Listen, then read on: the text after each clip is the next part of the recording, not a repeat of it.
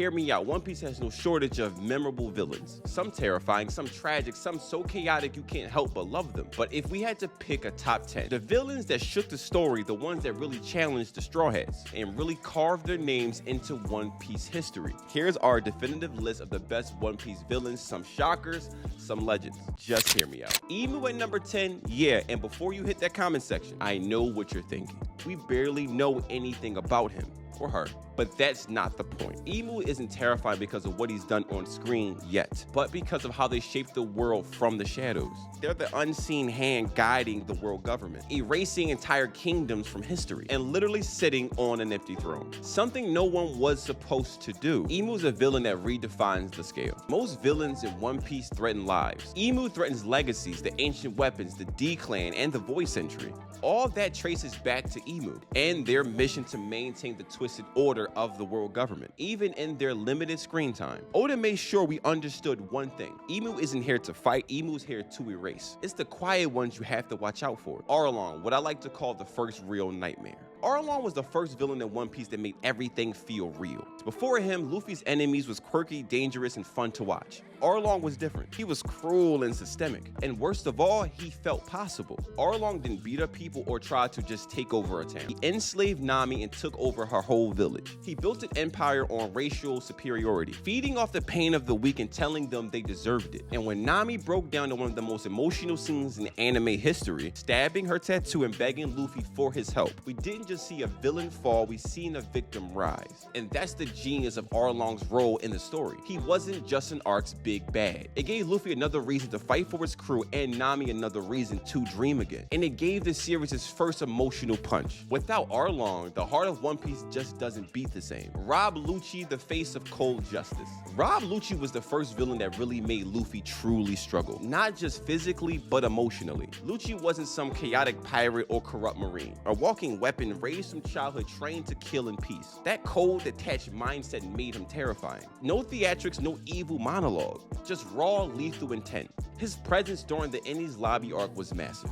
While the Straw Hats fought for Robin's freedom, Lucci stood as the embodiment of the world government's coldness. The man was calm while burning a flag that represented thousands, because to him, justice required it. But what makes Lucci great is what he did to Luffy. Their fight wasn't just fists and techniques. It was Luffy passing every possible limit for the sake of his crewmates. I Want to Live is only as powerful as the fight that followed, and Lucci delivered that. Even now, in the final saga, Oda keeps bringing him back, not because he's stronger than someone like Kaido or Big Mom, but because of what he represents. Unrelenting force of the system that Luffy is destined to destroy. Lucci isn't just a great villain, he's a necessary one. Big Mom, or what I like to call chaos in a bonnet. Big Mom is what happens when you give someone raw, terrifying power that never emotionally grew past childhood. She's not scary just because of her size and her soul-stealing devil fruit. She's scary because she's unpredictable. 1 second she's singing about cake, next she's eating her own children in a hunger-fueled rage, and that contradiction is her power. She rules over her land with an iron fist, demanding peace and diversity, while brutally crushing anyone who doesn't fall in line. Her power lets her rip souls from bodies, her children fear her, her enemies can't even negotiate with her, and yet beneath all that chaos lies a deeply tragic core. Charlotte, Big Mom, is a villain born out of manipulation and abandonment, and a twisted sense of justice that she never got a chance to actually understand.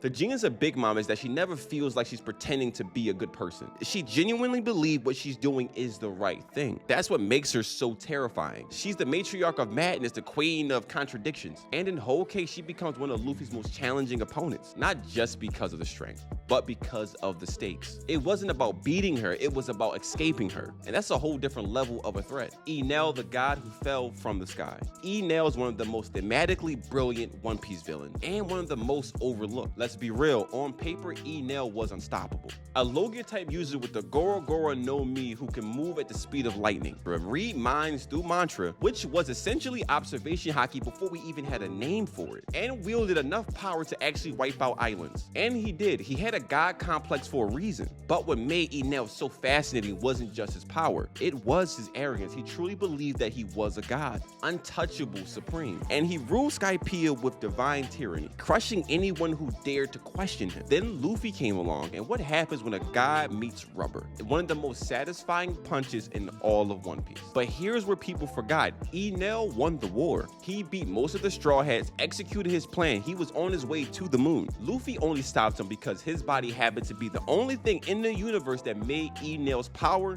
useless. Defeat wasn't because Enel lacked strength. It was because Oda used Enel to show that no matter how strong you are, Luffy's will and the will of the people will bring a god to his knees. And now Enel's on the moon. I don't think we've seen the last of him. If One Piece ever circles back to him, he could go from a mid-arc villain to a late-game wild card real quick. Enel wasn't just a villain. He was a test of what Luffy stood for, and his fall was one of the most symbolic in all the series. Akainu, the absolute justice of hell. You want to talk about hateable villains? Look no further than Sakazuki, aka Akainu, the man who took absolute justice and burned it into the soul of the series. Literally, Akainu isn't just a Marine Admiral turned Fleet Admiral. He's the embodiment of the system's darkest side, where someone like Garp represents honor and Aokiji represents balance. Akainu is the extreme. He's what happens when law and order is weaponized no matter the cost. He didn't just kill Ace, he punched a hole through the heart of the entire fandom. And the worst part, he didn't even flinch. He's the same man that calls civilians necessary sacrifices and tried to kill Kobe in front of the battlefield just for having a conscience. He's ruthless, he's terrifying, but here's the thing, he's effective.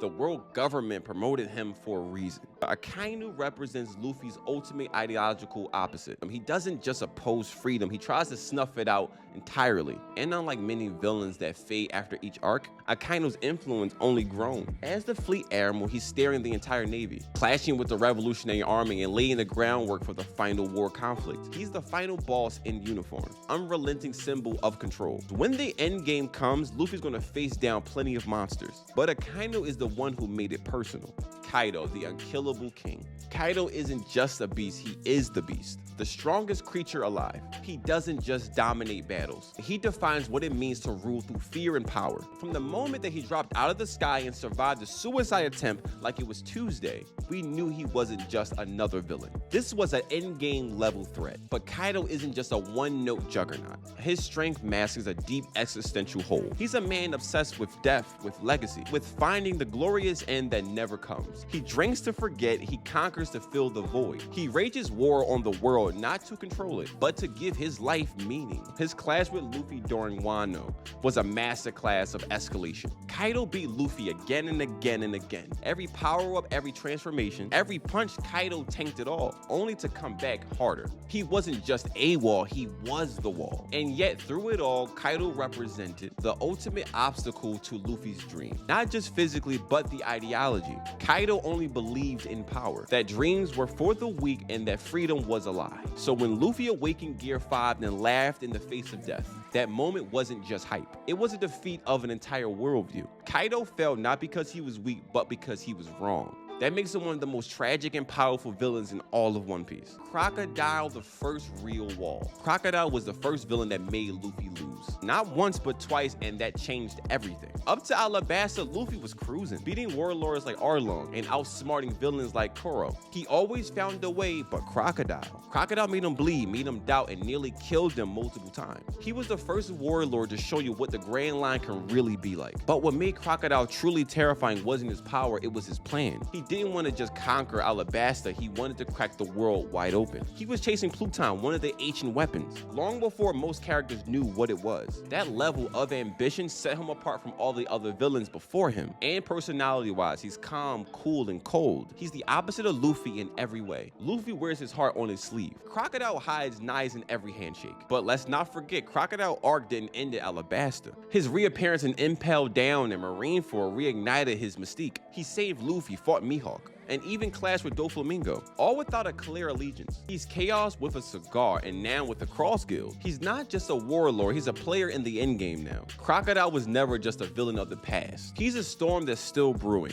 Doflamingo, the puppet master of chaos. Doflamingo is what you get when charisma meets cruelty. He's flashy, sadistic, and disturbingly charming. His manipulation of Dressrosa, his control of the underworld, and his twisted backstory made him feel like a villain straight out of a Shakespearean tragedy. He broke Law's spirit, crushed civilians under the puppet strings, and pushed Luffy beyond his limits. But every moment that Dofi was on screen was unforgettable. He wasn't just a threat to Luffy, he was a threat to the truth. And even now, being locked down and impaled down, he still knows too much. His existence is a ticking time bomb to the world government. He's the smiling devil with strings on the world, and he's only one breakout away from setting it all ablaze yet again. Marshall D. Teach, aka Blackbeard. There's only one villain in One Piece who broke all the rules and made the story permanently more darker the moment they stepped on stage, and that's Marshall D. Teach. Blackbeard isn't just a villain. He's a walking paradigm shift. From the moment he was introduced talking about dreams and cherry pies, Oda let us know that this man is dangerous, even if you don't see it yet, because Blackbeard isn't a hothead like Kaido. He isn't loud like Big Mom. He isn't refined like Crocodile. He is chaos, but calculated and cunning, and every move he makes reshapes the world. He played the system better than anyone else, just think about it. He joined Whitebeard's crew just to get close to the devil fruit he wanted. He killed a crewmate. He turned in age just to get close to the world government and join the 7 Warlords. And then he used that status to break into Impel Down and build one of the most broken crews in One Piece. Then he killed Whitebeard to steal his fruit, and doing so and becoming the only man in history to have 2 devil fruits. Blackbeard doesn't just challenge Luffy. He challenges what it means to be a pirate in One Piece, period. Luffy fights for dreams, freedom, and loyalty. Blackbeard fights for power, dominance, and destiny. And perhaps the most terrifying part is that he might be right. He represents the other side of the D-Clan, the one that isn't smiling. He's messy, underhanded, and strategic. And yet he still believes in his dream just like Luffy does. That's what makes him the perfect final mirror. When Luffy and Teach collide again, it won't just be a fight, it'll be the ultimate clash of philosophies. One Piece has had plenty of villains, but Blackbeard, he's the one who really feels like the final boss. Agree with the list, or did we miss your favorite villain? Drop your top 10 in the comments below. And if you want more One Piece videos like this, don't forget to like, subscribe, and hit that notification bell for more videos like this. I will see you guys in the next video. Peace.